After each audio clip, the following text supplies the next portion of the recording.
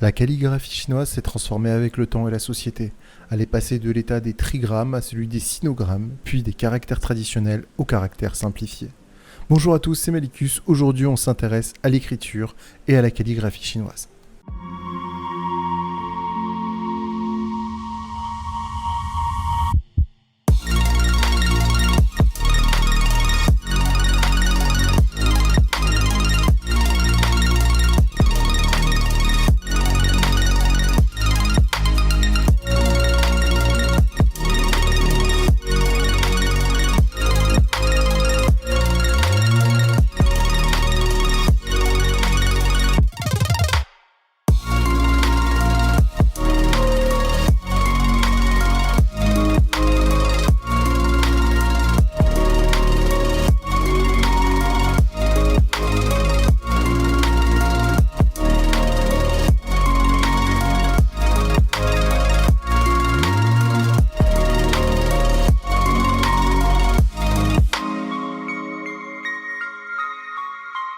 Partie 1. Concept.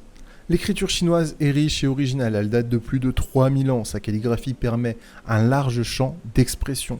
Loin de ses ancêtres de l'Antiquité qui gravaient des inscriptions divinatoires sur des os ou des carapaces de tortues, la calligraphie elle dessine aujourd'hui les pleins et les déliés des sinogrammes, que ce soit à l'encre ainsi qu'au pinceau. L'art de la calligraphie, que l'on nomme le shufa, demande un travail mental ainsi qu'un entraînement physique.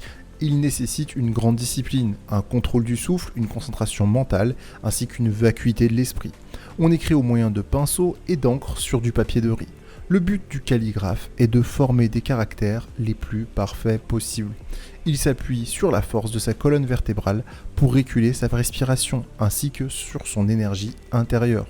Savoir où arrêter son geste fait partie de la sagesse du calligraphe. Pour cela, il faut comprendre la structure des caractères chinois, que ce soit la cohérence des traits, ainsi que de l'équilibre entre les espaces, le noir et le blanc, qui relève la qualité de l'esprit du calligraphe. La cohésion de ces traits renforce la valeur de son œuvre, validée par deux cachets composés, en bas de sa signature, du yin gravé en creux, et en haut du yang en relief. Cet ordre permet de retrouver la cohésion entre le ciel et la terre, et de donner à l'œuvre de quoi enrichir la pensée. Partie 2. Les origines de l'écriture chinoise. L'écriture chinoise, elle possède 40 000 idéogrammes. Son origine est sujette à débat, mais on s'accorde à dire que Wang Di, l'empereur jaune, fut le premier à l'unifier 3000 ans avant notre ère. Il s'appuiera sur la configuration des corps célestes. Son ministre Kang Qi inventa l'écriture chinoise. Les 8 trigrammes dus au premier empereur Fuxi seraient à l'origine de l'écriture. Les trigrammes sont faits de lignes pleines ou interrompues, regroupées 3 par 3 et intégrées dans une forme carrée. Les 8 trigrammes constituent ce que l'on appelle le bagua, un diagramme octogonal, comprenant un triagramme différent sur chaque côté. C'est un concept philosophique fondamental de la Chine ancienne utilisé dans l'Antiquité pour la divination ou dans le taoïsme avec le manuel Yi Jing, mais aussi dans les arts martiaux ou de l'Feng Shui. Le bagua a deux sources possibles. L'une est le système de Fuxi, une représentation du yin et du yang. L'autre se réduit à Wen, le roi de la dynastie Zhou, qui nous dit « Quand le monde commença, il y avait le ciel et la terre. Ensemble, ils donnèrent naissance à tout ce qui existe sur terre. Le ciel est Qinghua, la terre Kunghua. Les 6 autres Gua sont leurs enfants. » Partie 3. Calligraphie et carapace de tortue. On a découvert en effet les premières calligraphies chinoises sur des fragments d'os, mais aussi sur des carapaces de tortues qui sont datées de la dynastie Shang entre 1650 et 1066 avant Jésus-Christ. Elles représentent le cosmos et servent à la divination. Il y a 3000 ans, les devins gravaient les questions qu'ils adressaient aux divinités sur des os, mais aussi sur des carapaces de tortues. Par la suite, ils exposaient au feu et interprétaient les craquelures qui apparaissaient. On a retrouvé des milliers de carapaces et d'os qui ont été répertoriés 50 000 signes, dont 2000 ressemblent au caractère chinois actuel. De nombreuses civilisations ont tenté d'unifier l'écriture au cours de l'histoire.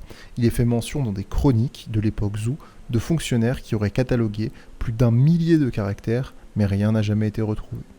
Des caractères archaïques ont été découverts sur les pierres puis sur du bronze, sur des bambous, de la soie, mais aussi du papier. Chaque empereur a contribué à uniformiser les différentes écritures.